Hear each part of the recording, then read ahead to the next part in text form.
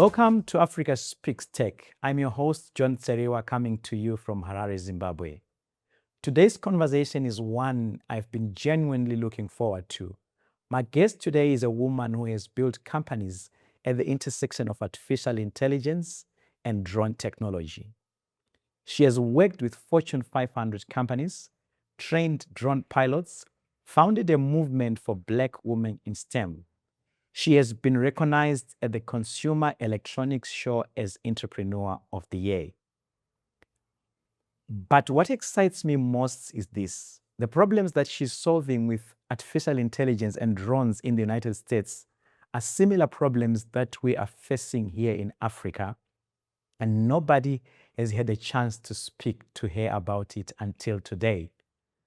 Ladies and gentlemen, please help me welcome our guest today, the founder and CEO of Xeo Air and Airversity, Bronwyn Morgan. Bronwyn Morgan, welcome to the show. Thank you so much for having me. I'm so excited to be here, John. Welcome. I know you've been in Zim for the past few days, and you've been to Bulawayo. Tell me, how has been your experience so far? Oh, it's been wonderful. I tell you, and this is something I've been repeating a lot over the last several days. I've never met so many brilliant people in one place at the same time. From 14-year-olds I met who were doing robotics work to older entrepreneurs, just incredible in terms of the way they think holistically and very solution-based. And the environment in Bulawayo was incredible, so chill, so relaxed. And we got a chance to visit the ZET ITF events, which was fantastic. And it's just so exciting to see Zimbabwe embracing innovation and entrepreneurship in this way. We are embracing innovation and entrepreneurship. Thank you for observing that. Before we get into drones and AI, I want our audience to, just from the beginning, you've been with Procter Gamble, you've been with Coca-Cola, and now we are here. Just a brief background Yeah. and what makes Bronwyn tick. It's been an interesting journey, I'll say that for sure. But yeah, going from a early career in consumer products goods, working for two of the largest, global companies in the world. But it was a great training bed. I can't think of a better place to learn business than at those two companies. And after many years, I decided to, go my own direction. And I've done a couple of things in the middle before I got to the drone space and AI and tech. I was associate director at Georgia State University for a while in and entrepreneurship and innovation. I also worked in entertainment. Some work that I had done at while I was at the Coca-Cola company, and been doing some different roles in and out of Silicon Valley since like the year 2000. But I've always wanted to work in aviation and aerospace, always, since I was a kid. Everybody knows I'm a big Trekkie fan, original Star Trek. Okay. And Lieutenant Uhura was a huge inspiration to me. So I really wanted to be an astronaut, wanted to be a fighter pilot, all those things related to aerospace, space. But I wound up going the business route and I gained a lot of good skills. But I got a chance to come back and start to fulfill my dream as I became an FAA-certified drone pilot, and which was about 9 years ago now, Okay. and have started my two companies. So it brings me back to my love for aviation and aerospace, and it's difficult to be in one part of tech and not appreciate yeah. and oftentimes embed or integrate the other. So here I am. What does it take to be a qualified or certified drone pilot? Yes. So in the States, we have to pass a federal knowledge exam called the Part 107. And it is to ensure that you understand the rules and the regulations of the national airspace and also the rules for drone operations. And it's a knowledge test. It's not an actual application test at this point. Okay. And after you pass that exam and get your certification, you're now a certified drone pilot. So you can now operate professionally. But that's only part of it. The other part then is gaining practical flight experience. You got to know how to fly these little aircraft. So it's a learning process. The Part 107 is just the first introduction Okay. into drones. But to really get good, it takes time and understanding not only the drone or the UAV or the UAS. Lots of acronyms in this business, Okay. but also understanding what the drone can do, as well as all the sensors that we use, whether we're doing a thermal inspection or mission, LIDAR, hyperspectral, multispectral, and whether it's an agriculture or inspection of infrastructure. There's so many ways that you can go within this industry. So that's the first part of the step towards a career in drones. So you could have been dodging bombs and everything, but instead you chose to go the other way. Exactly, exactly. From my experience, I've observed that a lot of people who come from companies like Procter Gamble, actually in the fast-moving consumer goods, they end up in software as a service. You chose to go to drones and AI. Yeah. Maybe if you could just elaborate from. Yeah, I mean, this resonated more with, of course, my dreams. But I find it interesting. I have a love for hardware, and the smaller aircraft to larger aircraft is I find it all interesting. But the thing about drones that fascinated me beyond my love for aviation and aerospace is what drones can do. And I knew that we were on the cutting edge of the future. And it just made so much sense for me to, jump into this space. And of course, as it relates to artificial intelligence and how we're integrating that into our solutions, it's just a natural offshoot of drones right now in terms of autonomy. So I know we're all, we've got autonomous cars, we're moving to autonomous robots. So as we move into that, drones is a big part of what will be next, especially for things like delivery. But eventually, all of our systems will be autonomous. So artificial intelligence can be a real big part and play a real big part in how that operates. Brilliant. Let's talk about Xeo a little bit in plain language. Yeah. I know you guys from aviation, you've got a lot of acronyms and complicated terms. Yeah. But for instance, a telecoms company, Zambia, Malawi, or a business in South Africa or in Nigeria, how does Xeo Air solve the problems that they're currently facing? Well, we've actually made some changes. And Xeo Air right now is a drone design and manufacturing company. There's a big demand right now in the US for American-made drones. So we are, in that mix to provide those services. We took the services of inspection and mapping and put it into the other company that I run called Airversity. Okay. So Airversity has professional drone pilot training on one side, Okay. and then the other side is inspection and mapping of critical infrastructure, telecom being one.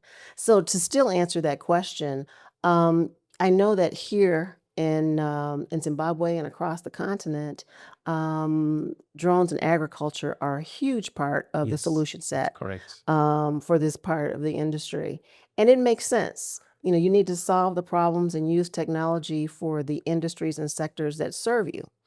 And I know that there has been some work with drone delivery, especially around medical, with companies like Zipline and others. And that is a huge advancement because being able to provide tools and equipment for people in rural areas or hard to reach locations who still need medical support, drones can be a game changer. But I think as this industry evolves, we'll start seeing more of the services, such as inspection of critical infrastructure. It's happening, but I think that will grow significantly. The use of drones in entertainment, the list is quite broad, and I believe eventually drone manufacturing. So I think there's just so much opportunity here in our industry. I'm tempted to ask about training. You spoke about training. Airversity focuses on training, right? Yes, yeah. So is that train just geographically located? I want to say, is it just for the Americans or is it something you can do for Africa, the training? Yeah, well, right now, our services are specifically focused on the US because we are preparing people for the FAA exam. But one of the things that we provide in the first step is the FAA Part 107 exam prep. So making sure people really understand what's going to be on the exam and all the details of how that works, understanding things like weather, crew resource management. All of these things are very critical in passing the exam, but also in your day-to-day operations. Okay. So we had to start there. Can we do this across the world? Absolutely. But first, we would need to understand the local civil aviation requirements and criteria. And then, as we take those exams and pass them, we can then provide that same format to others. And then, in addition to exam prep, there's also flight training because you need to know how to fly the drone. Having the certificate is not enough. You need to understand how to fly the drone, also how to apply the different sensors to the mission requirements. But yes, this is something that is duplicatable. So in Zim, we've got what is called the highway code. The highway code is what gives you a learner's license or a certificate of competence, but you don't learn to drive through the highway code. So those are the certifications, right? Exactly. And then there's the practical Absolutely. application. Absolutely. Brilliant. Okay. So now we're going to this section on the intersection of AI and drones. Okay. AI is big, and it has made almost every business with the advent of generative AI. Almost every business has become a tech company because of Yes. AI. And even those businesses that would do something that would not ordinarily involve AI, these days, because of AI, said, this is automated, this is AI. Tell us about the intersection between drones and artificial intelligence, and how do you see that going? Maybe before you delve into the responsible use and just that intersection. You know, AI is so new to all of us, and it just period across all communities around the world, and even in the business community. But it's also moving extremely fast. Um, for any vehicle that's operating under the umbrella of autonomy, whether it's a car, a robot, a toaster that operates, without you having to be there with it. AI can play a really big role in that because Correct. that is the brain and the engine behind the algorithms that make that thing work. And then eventually, as it starts learning through machine learning, it then can operate and think through and anticipate, what's next. And that takes a lot of time training a model. But for the drone industry, utilizing artificial intelligence and machine learning in autonomous operations is critical.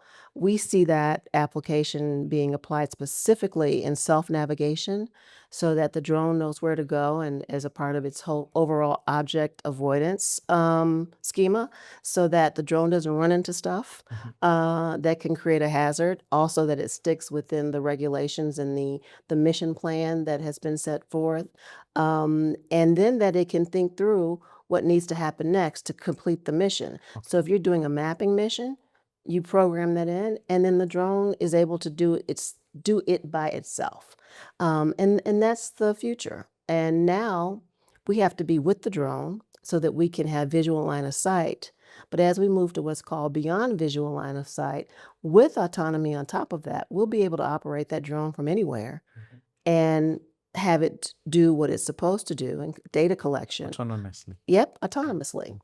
The second part of that, speaking of data collection, is just that the machine learning also helps us interpreting the data that we're collecting.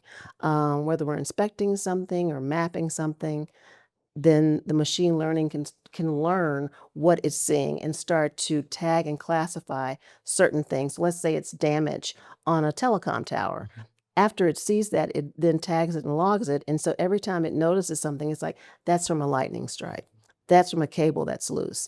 And that helps us be more effective in providing data back to the customer. So whether you're laying on a layer of predictive analytics, prescriptive analytics, it really does help inform and very quickly and efficiently, and eventually more intellectually or more knowledgeably than humans would do it at such a quick pace. Human beings are unforgiving when autonomous driven cars get involved in an accident. Tell me, has there been incidents where drones get involved in accidents, and what has been the reaction? Yeah, I mean, we have a whole, the FAA, obviously, which is our Federal Aviation Administration, along with NASA, are actually recording how many drone incidents there are at any one time. And so I'm an FAA drone pro in addition to being a certified drone pilot. And we are a group of drone pilots who have been um, selected to be liaisons with the drone community to ensure people are following the regulations. But we get reports on, accidents and frequency. We don't have a lot, which is great. Mhm. When we do, the FAA has to um, come and check and do a report to see exactly what happened. Okay. If it actually involves a larger aircraft and there's a larger incident, then you might even have what we call the National Transportation Safety Board come out, because now this is not just a little drone. We've got a lot more involved in a larger equipment and perhaps casualties. So we don't want that. And that's why having an understanding of the regulations is critical. We do not want that to happen right now as we are flying these drones currently as pilots. Okay. But as we go into autonomy, that becomes even more important. And so, one of the things that we're having to do right now is to test capabilities of drones flying autonomously and beyond visual line of sight for things like food delivery and package delivery that companies like Amazon are doing, medical delivery. Hence, one of the reasons that Zipline was testing here. Fewer regulations, but able to really test out their model. So we have to demonstrate that this technology and the hardware actually can meet safety standards.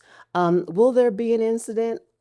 Most Yeah, likely in most any likely. situation. You're never going to be at a net zero, but we want to take and we have to take all the precautions required so that we make them safe, because we don't want the public to fear, a drone flying above. And that's well outside of even data privacy. But we want to make sure that these small aircraft are safe.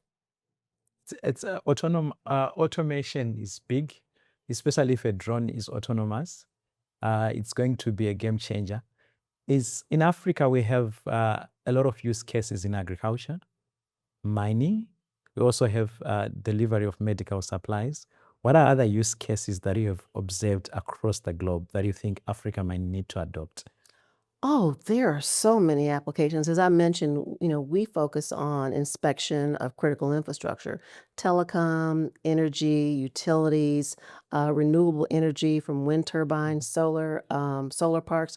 All of that is a part of a framework that we like to support to make sure that those customers have all the information that they need around the asset health, Okay. so they can determine their maintenance strategy. And we can do it faster at a much better cost, Cost, yeah. much more efficiently. And so now having a drone be able to actually circle and capture data makes their jobs and their work so much easier. And as we then dump that data, as I said earlier, into a model of analysis, it starts to give us a real pattern of understanding of what's going on, and maybe why some parts of this utility or other energy tool is a problem. In addition to that, there's civil infrastructure with bridges, highways, roadways, dams, waterways that drones can actually come in and also inspect for any potential problems to prevent a major disaster. And again, it's to maintain asset health and to support the organizations that are doing that maintenance. So these are critical aspects of how drones can make a difference. Um, we and others also support disaster response, being able to come into a hurricane, post hurricane, a tsunami, a major storm, and gather data in terms of the damage. Also to help look for people that may have been lost during said incident, and help catalog that information and provide that very quickly back to the authorities as needed. So the use cases are in multitude. We've even talked about earthquake monitoring, Mhm. where sensors are placed in the ground in highly sensitive areas where there's a high likelihood of an earthquake. And the drones can fly over to determine and detect that there's some movement that, now should require some attention that potentially could lead to an earthquake that could be sizable. So Oh, good, that one. yeah. So good. I mean, it just Brilliant. goes on and on and on, even climate monitoring. All of these things work in unison when you are utilizing drone technology. Now to the controversial one. Are there people who have lost jobs to drones? Um, I don't know if people have lost jobs to drones. Where there has been some replacement is with manned aircraft that actually was utilized to do a lot of this inspection and mapping work that I mentioned. There are times that we still need to use manned aircraft because the drone has a limited time aloft due to batteries. Some places are just hard to get to. If it's, for instance, back to disaster, if it's aerial firefighting, like a wildfire, you're going to need larger aircraft. Yes. One, drones can't, fly through smoke or any kind of obscuration in the Okay. sky, where a larger aircraft is working with, with a radar sensor, and so they're able to see a lot more, and then be able to, for the large water fuel, water dumps, they can then dump that water on the fire, and so the use cases are endless. But yeah. So the people who are likely to lose their jobs if this becomes fully fledged, it's the Well, as pilots. we move to autonomy, the way that I see it is that those people that are drone pilots and operating in person Okay. with the controller will now be moving behind a screen. Okay. And so you'll have a dashboard and most likely managing multiple drones, a fleet of drones or a swarm of drones, depending on the Sounds a project. little bit scary, like it is. No, we don't want it to be scary. Okay. But then being able to manage and monitor what's going on at any point in time. So if those drones are nested, which basically means they're in a container where they're being recharged and allowed to fly out to conduct a mission and then land back, you now have, drone pilots that are sitting somewhere other than that location. And so we really truly become remote pilots. Okay. But we need someone that understands the regulations. Regulations. So in the event that there's an incident, they can actually take over and then manage the process so that we remain as safe as possible and reduce any hazards. So there are no fly zones, just like with the planes, with the manned planes and everything, that the regulations, the pilots, they have to know. Yes, we have to know that very specifically. You have spoken a lot about being cautious with AI. You have even cited concerns raised by some figures like Steve Hawking and Neil Tyson. At the same time, your entire business model is now likely being built towards AI. How do you personally hold that tension? It's very difficult. I always have got, one foot in and one foot out. I think any thinking person who does not have concerns about where AI is going is not really considering all the facts. The current, strategy that we've all been following is under a model of narrow AI. And we've got the chat GPTs and the Claudes and the Anthropics, and the list goes on and on, Perplexity and others. And they've been great with these large language models. But as we start getting into a deeper learning and more sophisticated models that are being, released literally what seems like daily, but every week, every month from different companies, the pace is increasing. So I have to embrace it because I know that it's coming, and you don't want to be caught behind the eight ball. But at the same time, I also have some concerns about what's going to happen as we get to artificial general intelligence, Yes. where it really has a mind of its own and it thinks through scenarios, it thinks through possibilities, and comes up with what it thinks is right. We're in a completely different ballgame. It is becoming something that we may not even be able to manage. How do you put parameters around something that is behaving in a way that feels sentient? that is able to make its own decisions. And the smarter it gets, the more concerning it is. So we've got a lot to consider as we move forward. And I'm a big supporter of safety in our drone operations, safety in any AI application or any other application for that matter in tech. But at the same time, I recognize that these systems are very, very sophisticated and very complex. And as they develop things like their own language to communicate between each other, it will be interesting to see where this all goes. I mean, eventually, will the sky be full of drones doing stuff, including carrying people, larger drones Yeah. in flying taxis, cargo drones, delivery, civilian delivery. And then there's a whole military side to this. There's even there are drones on Mars. I mean, this is a game changer. This can really change the pace of what we do and how we work. So I think you have to embrace it because even if this is not your work, you will be working alongside of it in some Correct. Yeah, capacity. you have to. So it's when we say AI, at one point it will become an existential threat to human beings. Do you think drones will accelerate this if they have got their own minds and they are flying all over? I'm With more concerned about the robots, actually. yeah, I mean, everybody talks about the singularity in this day when, the robots take over. mhm, A lot of that's theory, a lot of that's sci-fi. I think we're still quite a ways from that because our biggest issue and need is power and energy. Right now data centers are required you consume need so all much these energy. servers to Yeah, run the sophisticated technology, yeah. and it takes up a lot of electricity Mhm. as well as water. And so there's a real concern about water scarcity. Yeah. In some places in the world, there water scarcity already exists, but now this is becoming pervasive. Um, People are noticing that their water bills and their electric bills are going through the roof.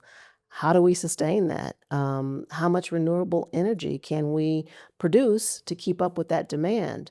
And as we get into quantum computing and think about other ways to generate power and energy, then these things start to become more of a reality. The idea of I think about the movie I, Robot with Will Smith all the time, and Mhm. I think the character's name was Cantor.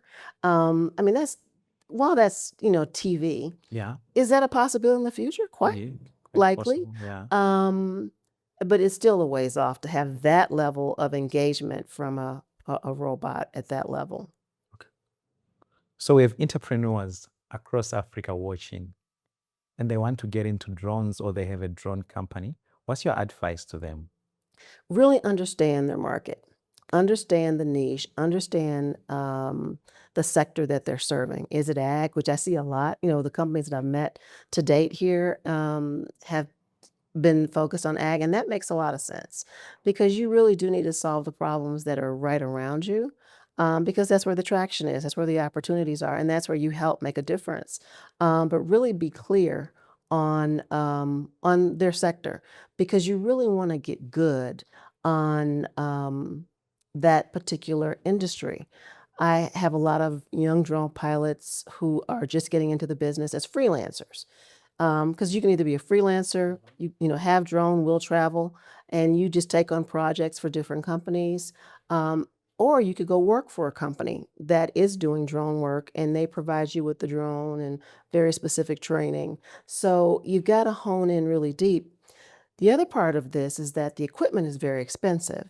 As you buy your first drone, it will probably be modestly priced. Mhm. But as you get into more sophisticated jobs, you are now looking at very expensive sensors such LiDAR, thermal, hyperspectral, multispectral, bathymetry, which is a completely different focus of the industry in terms of services. And that's where we're using sensors to survey and map underwater up to, maybe, I want to say 20 meters or so.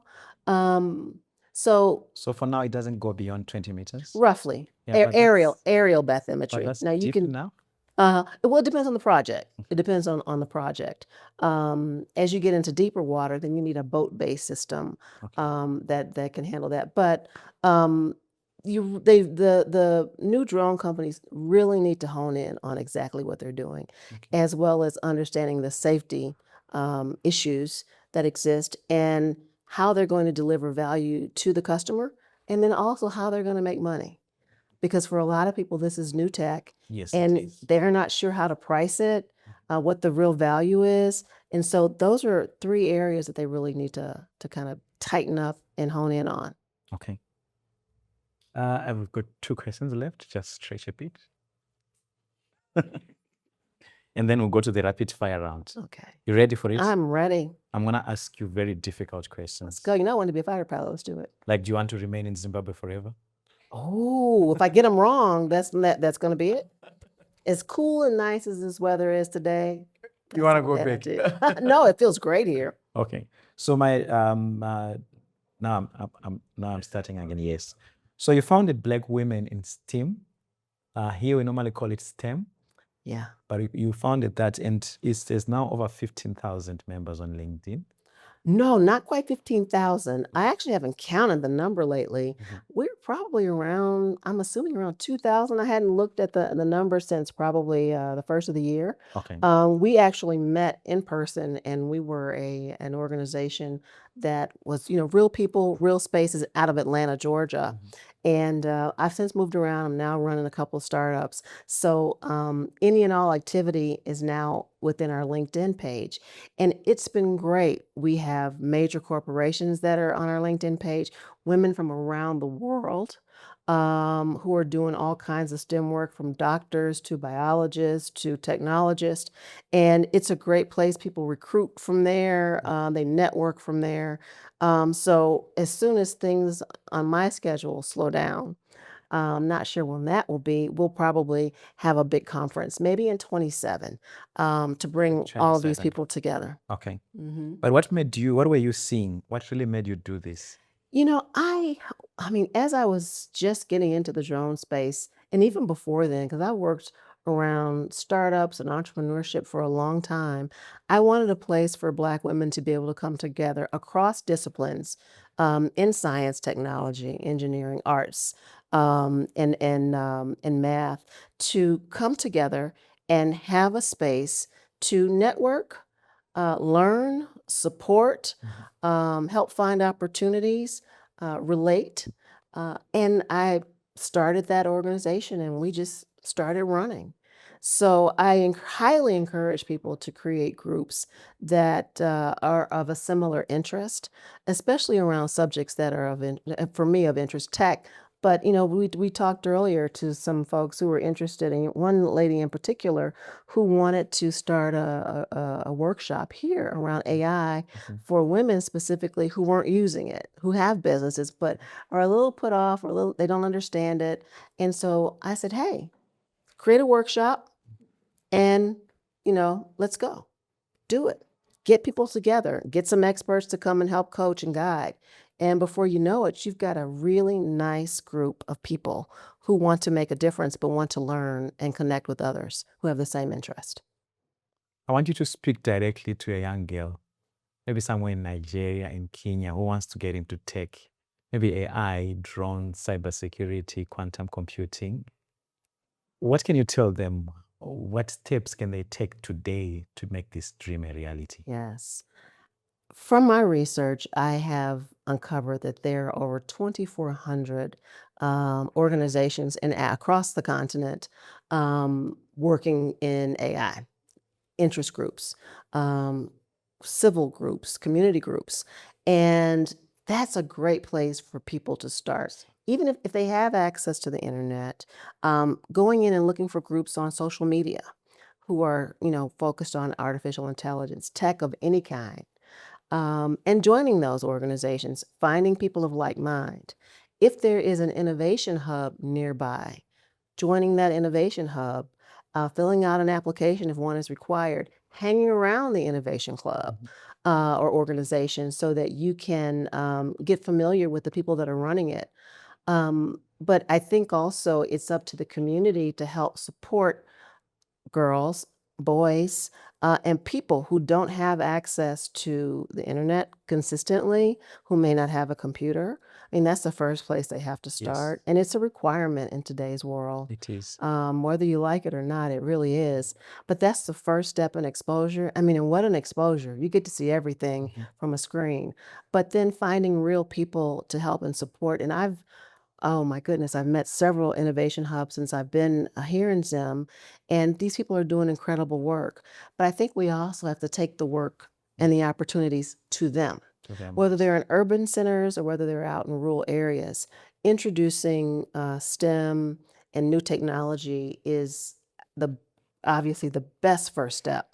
So I really encourage these organizations that exist to get out, and many of them already are. I'm not telling people anything that they don't know.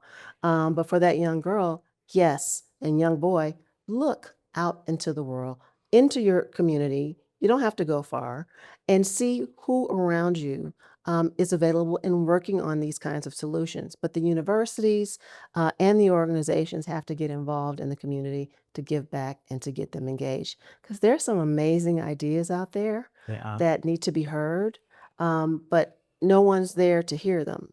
So that's where I would start. Before we go to the next round, where do we find you online? The best place to find me is on LinkedIn. I'm Bronwyn Morgan. And if you put Atlanta behind my name, it would be easy to find me. There are There are lots of them, surprisingly, yeah. yeah, there's surprisingly like 11 or 12 Bronwyn Morgans on LinkedIn. And you can find me on Instagram at Airversity 107. You can find us also on, where else are we?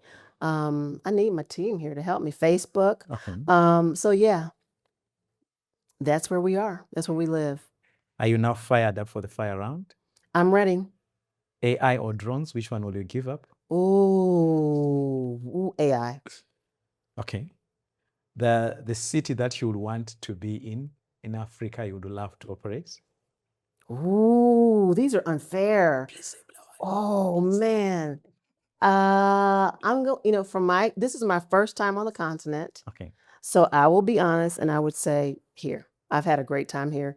Just left a fabulous shopping and eating district, and that was fantastic. Brilliant. Have you had Sadza as yet? No, Yeah. I'm ready for it though. I've heard I need to have it. And then finish this sentence. The future of Africa in the age of AI and autonomous technology is Blossoming. blossoming. What a Yeah. lovely word. Mm. Ladies and gentlemen, that was Bronwyn Morgan from the United States. We look forward to having you again on the next episode. This is Africa Speaks Tech. Thank you for joining us. Please like and subscribe, and let's keep building. I am your host, John Tseriwa, checking out.